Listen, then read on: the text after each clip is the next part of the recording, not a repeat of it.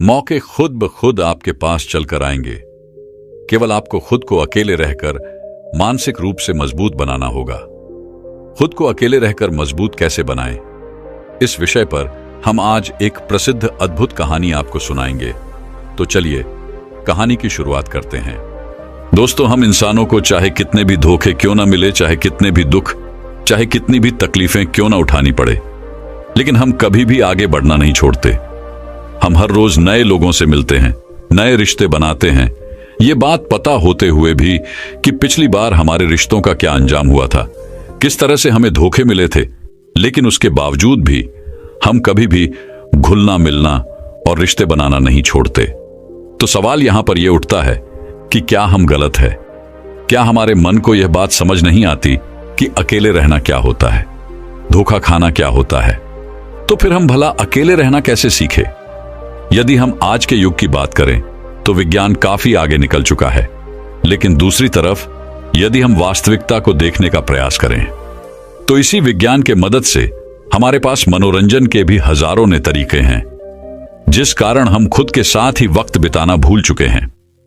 जब भी हमें खाली वक्त मिलता है तो हम अपने मोबाइल का इस्तेमाल करते हैं, या तो उससे बातें करने में लगे रहते हैं, या तो फिर कुछ ऐसी चीजें देखने में लगे रहते हैं जिससे हमें कोई ज्ञान नहीं प्राप्त होने वाला, जिससे हमारा समय भी पूरी तरह से नष्ट होता चला जाता है। लेकिन हमें इसका तनिक भर भी आभास नहीं है, और समय बीते बीते हम यह तक भूल चुके हैं कि अकेले रहना क्या होता है, अपने साथ समय बिताना क्या होता है, अपने अपनों के साथ समय बिताना किसे कहते हैं। तो अब यहां पर सवाल यह उठता है कि आखिर हम अपने साथ, अपने अकेलेपन का, अपने एकांत का आनंद कैसे उठाएं? अपने साथ हम अकेले कैसे बने रहें? और यदि हम एकांत में रहते हैं तो उसके क्या क्या फायदे होंगे? इन सभी सवालों के जवाब आज की इस कहानी में हम जानने वाले हैं। तो इस कहानी को अंत तक जरूर देखिएगा, तभी आप ये समझ पाएंगे कि अकेले रहना क्या होता है, अकेले रहने के क्या क्या परिणाम होते हैं और इससे हमें क्या लाभ होता है। बहुत समय पहले की बात है, एक नगरी में एक बहुत ही धनवान सेठ रहा करता था। वह बहुत धनवान था और बड़ा ही संवेदनशील भी था। उसके पास इतना धन था कि 7 पुश्ते बैठकर यदि उस धन को खत्म करने का प्रयास भी करें तब भी वह धन कभी समाप्त नहीं होता। उस व्यक्ति के पास वह सारी सुख सुविधाएं थी, लेकिन वह व्यक्ति बड़ा ही करुणावान था, दयावान था। वह कभी किसी व्यक्ति को छोटा नहीं समझता था, न ही वो कभी किसी की मदद करने से पीछे हटता था। जब भी कोई व्यक्ति उससे मदद मांगता तो वह उसे कभी भी न नहीं कहता। उस सेठ से जो भी मदद हो पाती वह अवश्य करता। यह बात धीरे धीरे पूरे गांव में फैल गई और सब अब उस सेठ का फायदा उठाने का प्रयास करने लगे। लोग उस सेठ के पास जानबूझकर अपने दुखी होने का दिखावा करते, नाटक किया करते, ताकि वह सेठ उन्हें कुछ धन दे दे। और वह सेठ इतना दयालु था, इतना करुणावान था कि वह लोगों की बातों पर यकीन कर लिया करता और उनको कुछ ना कुछ मदद वो अवश्य किया करता।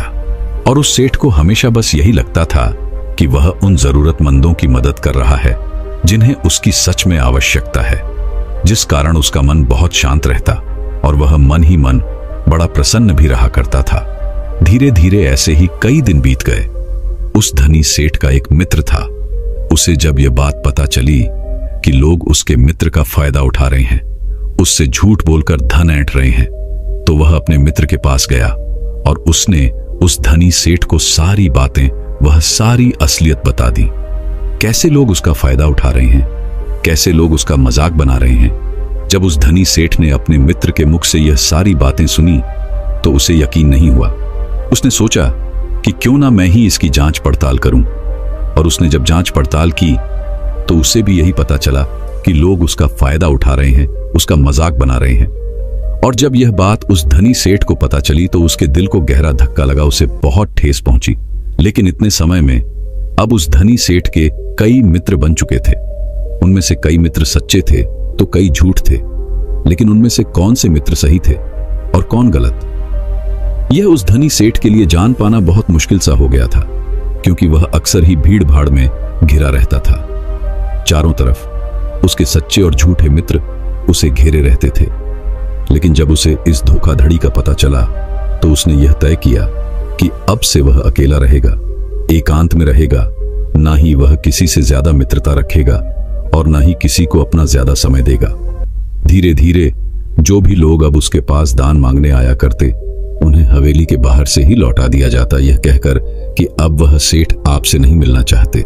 धीरे धीरे ऐसे ही समय बीतता गया और जो भी उस हवेली पर उस धनी सेठ के पास मदद मांगने जाता, उसे खाली हाथ ही लौटना पड़ता। समय बीतने के साथ साथ अब उस धनी सेठ को भी अपने मित्रों की याद सताने लगी, जिनके साथ वह बैठकर मौज मस्ती किया करता, गप्पे मारा करता। अब उसे वह मित्र याद आने लगे थे, उसकी याद उन्हें सताने लगी थी। लेकिन तभी अचानक उसे यह भी याद आया कि किस तरह से उसके मित्रों ने उसका फायदा उठाया, किस तरह से उसे बेवकूफ बनाया और तो और झूठा दिखावा करके कितना सारा धन उससे ऐंठा गया। यह सोचकर वह अपने किसी भी दोस्त से मिलना नहीं चाहता था, ना ही किसी की संगत में वह रहना चाहता था। वह तो बस अब अकेला रहना चाहता था, जिस कारण उसने अब सत्संग जाना शुरू कर दिया था, ताकि उसका मन लग सके, ताकि वह अच्छा महसूस कर सके। उस सत्संग में उसे कई सारे ज्ञान की बातें भी सीखने को मिलती, कई सारे ऐसे उपदेश जिससे उसका पूरा जीवन बदल जाए और दूसरों के विचार भी उसे सुनने को मिल जाते। उस सेठ को वहां पर जाकर बहुत अच्छा लगने लगा। वह एक बार फिर से वही खुशी और आनंद महसूस कर रहा था, जिस कारण वह रोज उस सत्संग में जाने लगा और ज्ञान के वह उपदेश वह सुनने लगा, उन्हें अपने जीवन में उतारने लगा। यूं तो कहने को वह बहुत ही धनी था, लेकिन उसके बावजूद उसके मन में कोई भी आनंद की झलक नहीं थी। सत्संग में जब भी ज्ञान की बातें होती तो वो उसे बड़े ही ध्यान से सुनता। इतना ज्ञान होने के बावजूद भी अंतर्मन से वह एकदम अलग था। वह अपने अंतर ज्ञान से एकदम अलग थलग था, जिस कारण उसके पूरे जीवन में आनंद की एक झलक तक नहीं थी। वह जिस सत्संग में जाया करता, वहां पर अक्सर ही ध्यान पर चर्चा की जाती, लेकिन सेठ अभी तक ध्यान के बारे में कुछ नहीं जानता था। यहां तक कि उसे यह तक नहीं पता था कि आखिर यह है क्या। जिस प्रकार यदि आपके हाथों में मैं कोई फल रख दूं, जब तक आप उस फल को खाएंगे नहीं, उसे चखेंगे नहीं, तब तक आपको यह नहीं पता चलेगा कि आखिर इस फल का स्वाद कैसा है, यह खाने में कैसा लगता है। ठीक उसी प्रकार उस धनी सेठ पर भी यही बात लागू होती थी। वैसे तो वह काफी धनी थे और उन्होंने अपने जीवन में बहुत कुछ हासिल भी किया था। वह काफी ज्ञानी भी थे, लेकिन उन्होंने अभी ध्यान का रस नहीं चखा था। एकांत में रहना किसे कहते हैं, अकेलापन क्या होता है, इन सब के बारे में उन्हें कुछ भी नहीं पता था। एक दिन वह धनी सेठ उस सत्संग में गया हुआ था। तभी वहां पर एक बौद्ध भिक्षु आए। वह बौद्ध भिक्षु बड़े ही ज्ञानी थे। उनकी ख्याति चारों ओर फैली हुई थी। उनकी ज्ञान के बारे में प्रदेशों में चर्चा हुआ करती थी और आज उस धनी सेठ को भी एक मौका मिल गया था कि वह अपने आप को और भी ज्यादा ज्ञानी बता सके। उसे लगने लगा यदि वह उन बौद्ध भिक्षु को आज तर्क वितर्क में हरा देगा तो उसकी ख्याति दूर दूर तक फैल जाएगी। चारों ओर समाज में उसका नाम बढ़ जाएगा, उसकी इज्जत बढ़ जाएगी और लोग उसे अत्यधिक ज्ञानी समझने लगेंगे। यह सब सोचकर वह अत्यधिक प्रसन्न हो रहा था कि तभी वो बौद्ध भिक्षु बड़े ही शांत भाव से उसके पास से गुजरते हुए वे अपने आसन पर जाकर बैठ गए। सत्संग में तर्क वितर्क शुरू हुआ, लेकिन उस सेठ ने पहले से ही सोच रखा था कि वह किसी के भी उत्तरों को सही साबित नहीं होने देगा, जिस कारण वह सभी के उत्तरों को काटकर अपना उत्तर सबसे ऊपर रखता। और वह मन ही मन यह भी सोच रहा था कि जैसे ही यह बहुत भिक्षु तर्क वितर्क में हिस्सा लेंगे, मैं इन्हें ऐसा घुमाऊंगा कि यह कुछ भी नहीं कर सकेंगे।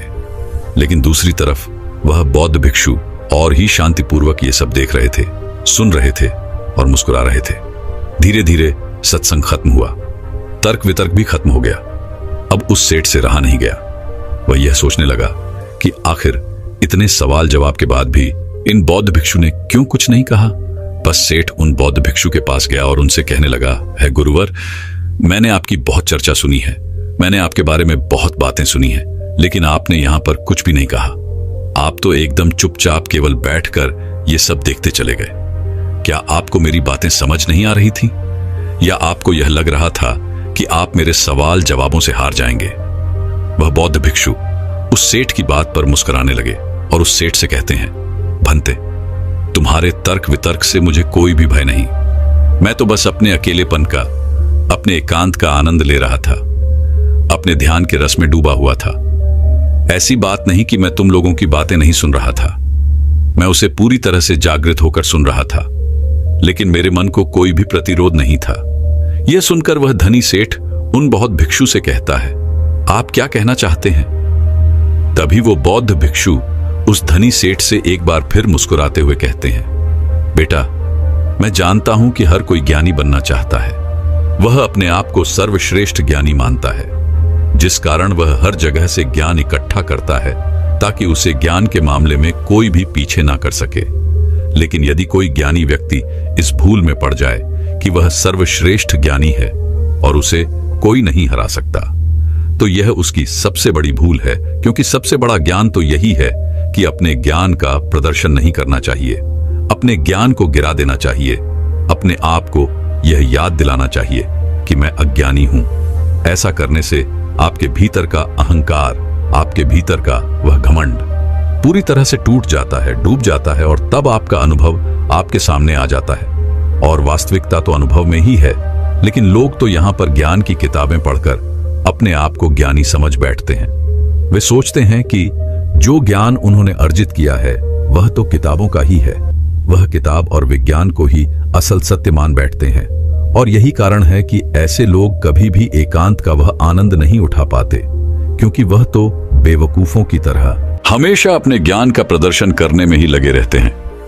उन बौद्ध भिक्षु के मुख से यह सारी बातें सुनकर उस धनी सेठ के दिल पर चोट सी लगी। उसे बहुत बड़ा धक्का महसूस हुआ।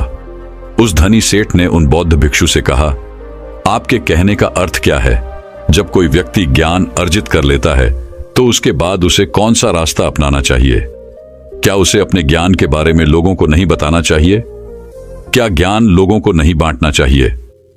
यह सुनकर वह बौद्ध भिक्षु उस धनी सेठ से कहते हैं, असली ज्ञानी होने की पहचान तो यही है कि वह अपने ज्ञान से लोगों को सही मार्ग दिखाएं, जिससे दूसरे व्यक्ति के मन में उठने वाले जो भी सवाल हैं, जो भी प्रश्न हैं, वो पूरी तरह से खत्म हो जाए।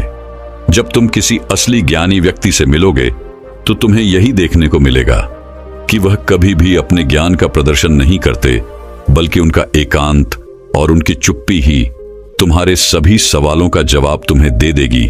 जरा एक बार के लिए यह सोचो कि तुमने इतना ज्ञान अर्जित किया, तुमने इतनी ज्ञान की बातें की, लेकिन इस ज्ञान का क्या फायदा जब तुम खुद ही अपने साथ रहना नहीं जानते, अपने एकांत, अपने अकेलेपन का आनंद लेना नहीं जानते?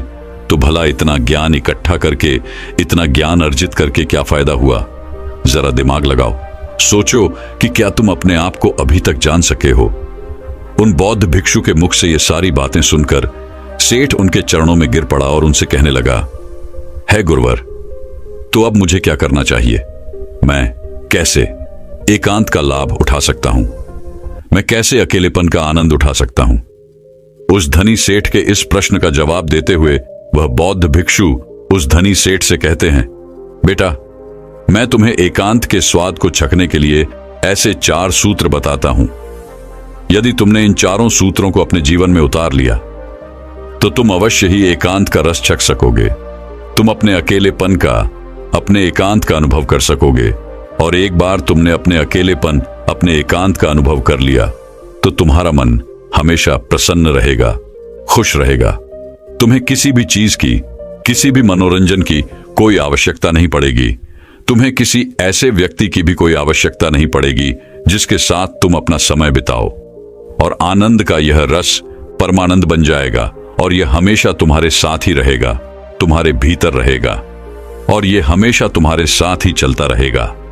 आगे वो बौद्ध भिक्षु उस धनी सेठ को पहला सूत्र बताते हुए कहते हैं कि अपने अंदर अपने आप को जानने की उत्सुकता को बढ़ाओ। तुम्हें यह जानना होगा कि तुम्हें खुद को जानना क्यों जरूरी है। हमने हमेशा ही एक सवाल जरूर सुना होगा कि खुद को जानना बहुत जरूरी है, लेकिन खुद को जानने के लिए हमें क्या करना चाहिए? तो यह सवाल ही आपका जवाब है। जब आप अपने मन में यह बैठा लेते हैं कि हमें खुद को जानना है, खुद को पहचानना है, यही सवाल आपको आपके जवाब तक ले जाता है। आप अपने आप के बारे में जानने के लिए प्रेरित होते हैं।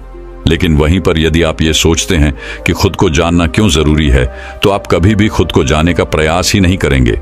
तो सबसे पहले यह जानते हैं कि खुद को जानना क्यों जरूरी है। हमें अपने आप को जानना इसलिए जरूरी है क्योंकि हम अपने आप को जानते ही नहीं। जैसे यदि कोई व्यक्ति आपको कुछ भला बुरा कह रहा है, जिससे आपको क्रोध आ जाता है और आप क्रोध के आवेश में आकर उस व्यक्ति से कुछ अपशब्द कह देते हैं, लेकिन बाद में आपको अपने इसी कहे पर पछतावा होता है, दुख होता है। आप ये सोचने लगते हैं कि मुझे ऐसा नहीं कहना चाहिए था, मुझे उससे कुछ अलग तरह का व्यवहार करना चाहिए था। तो यहां पर समझने वाली बात यही है कि आप करना कुछ चाहते थे, लेकिन हो कुछ और गया।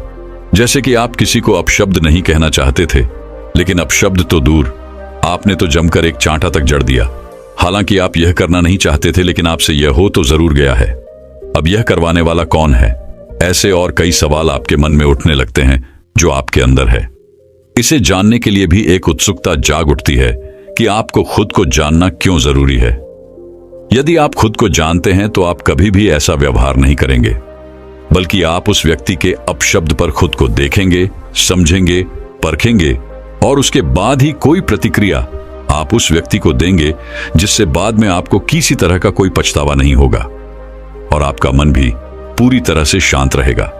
आगे वह बौद्ध भिक्षु उस धनी सेठ को अगला सूत्र बताते हुए कहते हैं कि आजकल के जीवन में हमारा मन अनेकों प्रकार की सुख सुविधाओं से, अनेकों प्रकार की मनोरंजन से घिरा रहता है। तो क्या यह सही है? दोस्तों, आपने देखा होगा कि जब आप अपने मोबाइल का इस्तेमाल कर रहे होते हैं, थोड़े समय के लिए तो ठीक है, लेकिन जब आप इसे लंबे समय तक इस्तेमाल करते हैं, अपना मनोरंजन करते हैं, तो आप अपने ही फोन से ऊब जाते हैं और फिर हमारा मन किसी और चीज में भी नहीं लगता। जिस मनोरंजन से हमारा मन खुश होना चाहिए था, हम उसी से ऊब जाते हैं और परेशान हो जाते हैं, चिंतित हो जाते हैं। इस विज्ञान ने हमें बहुत कुछ दिया है, लेकिन वहीं पर दूसरी तरफ हमें कुछ ऐसे साधन भी दे दिए हैं जिससे हम कभी भी एकांत नहीं रहना चाहते। हम हमेशा मनोरंजन में डूबे रहना चाहते हैं, लेकिन इससे हमारा एक ज्ञान छिन गया है और इसका सबसे बड़ा उदाहरण आपके हाथों में है, अर्थात आपका ये मोबाइल। आपने देखा होगा, यदि आप कहीं जा रहे हो और आपका मोबाइल यदि घर पर भी छूट गया हो, तो आप तुरंत दौड़े उसे लेने के लिए वापस घर लौट आते हैं, क्योंकि आप इसके बिना रह नहीं सकते, क्योंकि आप इसके बिना अपने आप को अधूरा मानते हैं। यदि आप इस चीज को और अच्छे से समझना चाहते हैं, तो मैं आपको एक प्रयोग बताता हूं। एक दिन के लिए आप अपना मोबाइल बंद करके किसी ऐसी तिजोरी में रख दें जहां पर आप इसे चाहकर भी छू ना पाए। इसी तरह से आपको पूरा अपना एक दिन बिताना है। यकीन मानिए कि आपको यह एक दिन बिताना बहुत महंगा पड़ेगा, बहुत भारी लगेगा, क्योंकि जिस मोबाइल के जरिए आप अपना पूरा समय, पूरा दिन काट लेते हैं, जब वही आपके हाथों में नहीं होगा, तब आपको अपना एक एक मिनट काटना बहुत मुश्किल लगेगा। लेकिन वास्तविकता तो यही है कि हमने अपने एकांत की बागडोर इन्हीं आविष्कारों के हाथों में दे दी है, जिस कारण हम कभी भी एकांत नहीं ढूंढ पाते, अपने लिए एकांत का वह रस नहीं छक पाते। आगे वह बौद्ध भिक्षु उस धनी सेठ को तीसरा सूत्र बताते हुए कहते हैं कि अपने आप को खाली रखो, क्योंकि आजकल लोग भाग दौड़ में इतना व्यस्त रहते हैं कि उनके पास अपने लिए तनिक भर का भी समय नहीं है, और जो थोड़ा समय हमें अपने लिए मिलता है वो भी हम मनोरंजन में लगा देते हैं, जिस कारण हमें अपने आप को जानना बहुत मुश्किल सा लगने लगता है। जब भी कोई थोड़ी सी भी विपत्ति हमारे ऊपर आती है तो हम चिंतित हो जाते हैं, परेशान हो जाते हैं, क्योंकि हमें अपने बारे में कुछ पता ही नहीं। लेकिन जब आप एकांत में रहना सीखते हैं, अपने साथ अपना समय व्यतीत करना शुरू करते हैं, तभी आपको अपने अंदर की वो शक्तियां, वो ताकत, वो काबिलियत समझ में आने लगती है और आप हर तकलीफ का सामना करने के लिए भी आप पूरी तरह से तैयार होते हैं। इसलिए खाली रहने की आदत डालिए, या आपके लिए, आपके भविष्य के लिए बहुत जरूरी है। आगे वह बहुत भिक्षु उस धनी सेठ को चौथा सूत्र बताते हुए भिक्षु कहते हैं कि इस संसार में रहकर अपने एकांत में स्थिर रहना सीखना होगा। ये संसार, ये समाज, जिसके साथ हम या तो बहुत अधिक लगाव रखते हैं या तो बहुत अधिक घृणा करते हैं, जिस कारण हमारे मन का एकांत पूरी तरह से उथल पुथल हो जाता है। हम ना तो अपने ऊपर काबू रख पाते हैं और ना ही हमें यह समझ पाते हैं कि यह परिस्थितियां आखिर क्यों उत्पन्न हो रही हैं, क्योंकि हमें अपने बारे में ही जानकारी नहीं होती। और यदि आप अपने बारे में जान लेते हैं, अर्थात एकांत में रहते हैं, तो आप ये भी समझ पाते हैं कि ना तो आपका कोई मित्र है और ना ही आपका कोई शत्रु। आप इस संसार में हर एक प्राणी को एक समान ही देखते हैं। जब आप ध्यान करते हैं, एकांत में रहते हैं, तब आप इतने काबिल तो हो जाते हैं कि आप इस संसार में रहकर भी इस संसार से अलग रह सकते हैं, अपने जीवन का निर्वाह भी कर सकते हैं, अपनी जिम्मेदारियां भी निभा सकते हैं। लेकिन आपके मन में एकांत इस स्थिरताओं में यूं ही बना रहेगा। लेकिन यहां तक आपको पहुंचने के लिए पहले आपको खुद के बारे में जानना जरूरी है। अपने मनोरंजनों से दूर अपने चित्त को आपको दूसरी दिशा में ले जाना होगा। खुद के साथ वक्त बिताना होगा, खुद को जानना होगा, पहचानना होगा, जहां पर आपके मन का मनोरंजन ध्यान के द्वारा होगा। और ऐसा करने से आपको कभी भी कोई भी तकलीफ नहीं पहुंचा पाएगा, ना ही आपको कभी कोई धोखा दे पाएगा, क्योंकि आपने तो ध्यान से यह जान लिया होगा कि ना तो आपका कोई मित्र है, ना ही कोई आपका शत्रु, ना ही आपकी कोई बहुत करीब है और ना ही कोई आपसे बहुत दूर। ये सारी बातें सुनकर बस एक उन बहुत भिक्षु के चरणों में गिर पड़ा और उन्हें प्रणाम करके वह वापस अपने घर की ओर लौट गया। तो दर्शकों, चलिए अब सुख दुख के रहस्य के ऊपर अगली कहानी की शुरुआत करते हैं।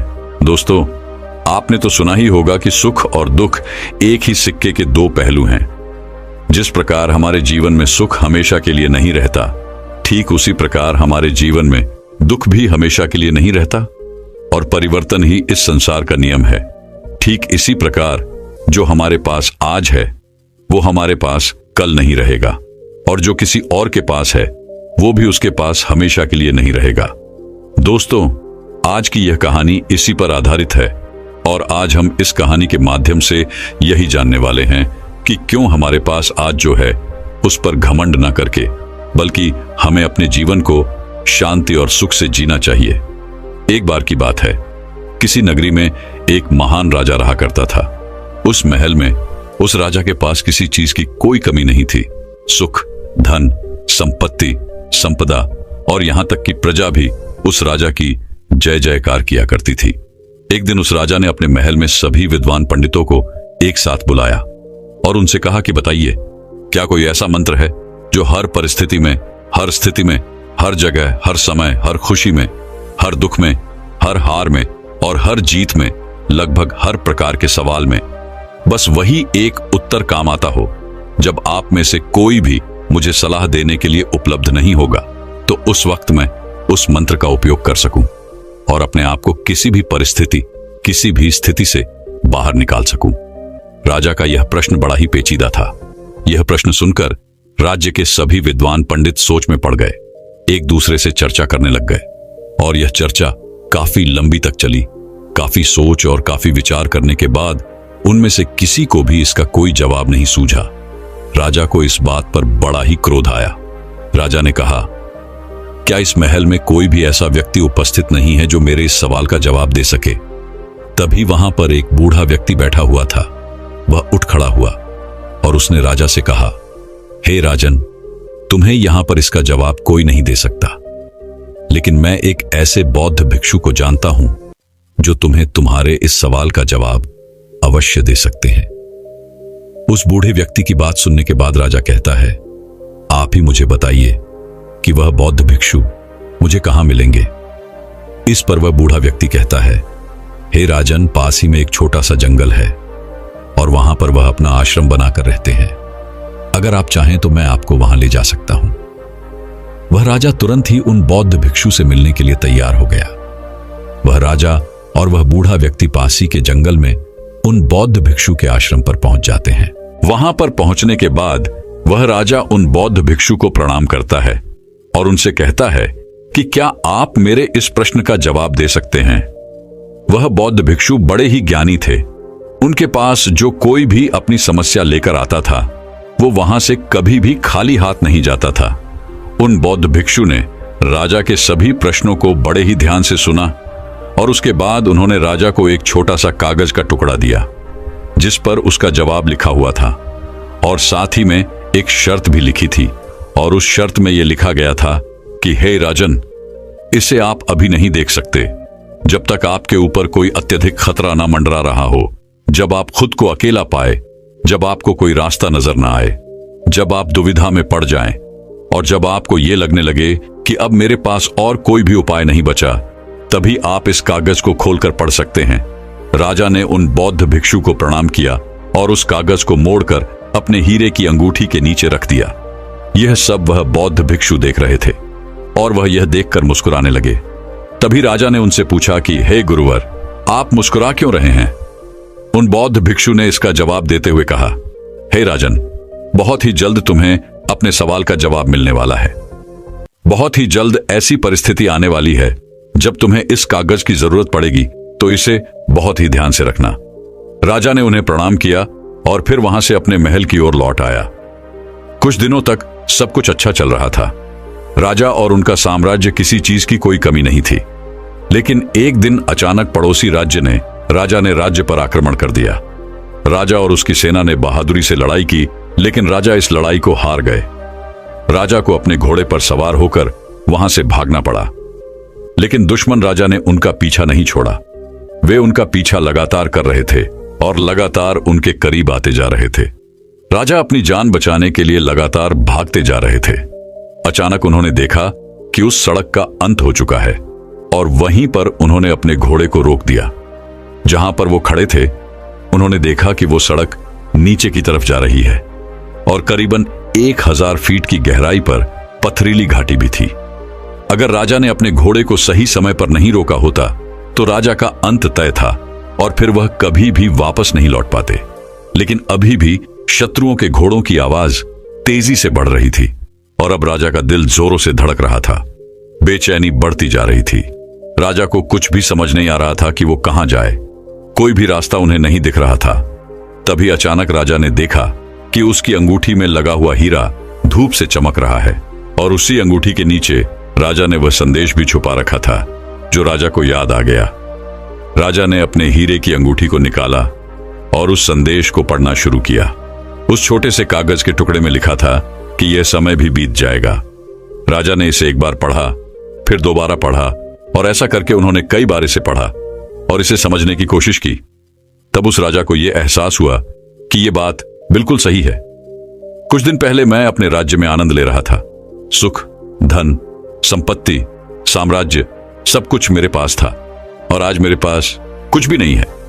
मेरे पास वो मेरा राज्य भी नहीं है और ना ही मेरे पास अब कोई सुख बचा हुआ है। आज मैं अपनी जान बचाने की कोशिश कर रहा हूं और मेरे सुख के वो दिन बीत गए हैं। ठीक इसी प्रकार ये भी समय नहीं रहेगा और खतरे के ये जो 2 दिन है ये भी बीत जाएंगे। इतना समझते ही उन राजा के चेहरे पर उनके मन में एक अजीब सी शांति छा गई। वह राजा वहीं पर खड़ा रह गया। उसने इससे सुंदर जगह आज से पहले कभी नहीं देखी थी। वह प्राकृतिक सौंदर्य से भरपूर थी। उसे कभी नहीं पता था कि इतनी खूबसूरत जगह भी उसके राज्य का एक हिस्सा है। राजा को वह संदेश समझ में आ चुका था जिससे राजा के मन को बड़ी ही शांति मिली। राजा ये भी भूल चुके थे कि उनके शत्रु पीछा कर रहे हैं। राजा वहीं पर बैठकर कुछ देर आराम करते हैं। कुछ देर बाद उन्हें यह एहसास हुआ कि उनके पीछे उनके शत्रु लगे हुए थे, जिनके घोड़ों की आवाज तेजी से बढ़ रही थी, लेकिन अब वो धीरे धीरे कम हो रही है। ऐसा प्रतीत हो रहा था कि मानो वे लोग उस जगह के किसी और हिस्से में चले गए थे और जहां पर वो राजा खड़े थे वहां पर उनका कोई भी शत्रु नहीं पहुंच पाया। वह राजा बड़ा ही बलवान था। उसने कुछ दिनों तक अपना जीवन छोटा मोटा काम करके चलाया, लेकिन राजा ने अभी हार नहीं मानी थी। राजा ने अपनी सेना को फिर से इकट्ठा किया, युद्ध के लिए तैयार किया और शत्रुओं पर आक्रमण कर दिया। अब की बार राजा की सेना ने फिर से बहादुरी से लड़ाई की और राजा ने इस बार शत्रु को पराजित कर दिया। राजा अपने साम्राज्य को वापस पा चुका था। अब जब वह जीत के बाद साम्राज्य में लौट रहा था तो पूरी राजधानी में उसका बहुत धूमधाम से स्वागत किया जा रहा था। जीत की खुशी मनाई जा रही थी। हर कोई उत्सव मना रहा था। हर घर के लोग राजा के ऊपर फौल बरसा रहे थे। लोग नाच रहे थे, गा रहे थे। तभी अचानक राजा के मन में यह एहसास हुआ कि वह सबसे बलवान राजा है। वह सोचने लगा कि मैं सबसे बहादुर हूं और महानतम राजाओं में से एक हूं। मुझे हराना संभव नहीं है। इस तरह का स्वागत और सत्कार देखकर राजा के मन में अहंकार उत्पन्न होने लगा। तभी अचानक वह हीरे की अंगूठी धूप में फिर से चमकने लग गई। राजा को फिर से याद आया कि उसके नीचे एक संदेश है। राजा ने उस अंगूठी को निकाला और उस संदेश को फिर से पढ़ा। उस संदेश में लिखा था कि यह भी गुजर जाएगा। वह राजा बिल्कुल मौन हो गया। उसके मन में फिर से एक शांति सी छा गई। राजा का चेहरा अहंकार से पूर्ण परिवर्तन से होकर गुजरा। वह पूरी तरह से दीनता की स्थिति में चला गया। उसने सोचा कि यदि यह भी नहीं रहेगा, यह भी गुजर जाएगा। इसका मतलब कि यह भी मेरा नहीं है। हार मेरी नहीं थी, जीत भी मेरी नहीं है। मैं तो केवल यह सब देखने वाला हूं। सब कुछ समय के साथ ऐसे ही बीत जाता है और हम तो केवल इन सब के साक्षी हैं। हम देखने वाले हैं। जीवन आता है और जीवन चला जाता है। सुख आता है, सुख भी चला जाता है। दुख आता है, दुख भी चला जाता है। ये सब लम्हे यूं ही गुजर जाएंगे। इसीलिए मुझे इनसे आसक्त नहीं होना चाहिए। इस सब के साथ यदि हम अपने जीवन में देखें और चुपचाप उन सभी चीजों का मूल्यांकन करें, तो हम पाएंगे कि यह समय भी गुजर जाएगा। अपने जीवन में खुशी और जीत के बारे में सोचो, दुख और हार के पलों के बारे में सोचो। क्या वह स्थायी थे? बिल्कुल नहीं। वे सब आए और चले गए। ठीक उसी प्रकार यह भी नहीं रहेगा और बीत जाएगा। समय इसी तरह से बीतता चला जाता है। जीवन यूं ही गुजर जाता है। इस संसार में कुछ भी स्थायी नहीं है।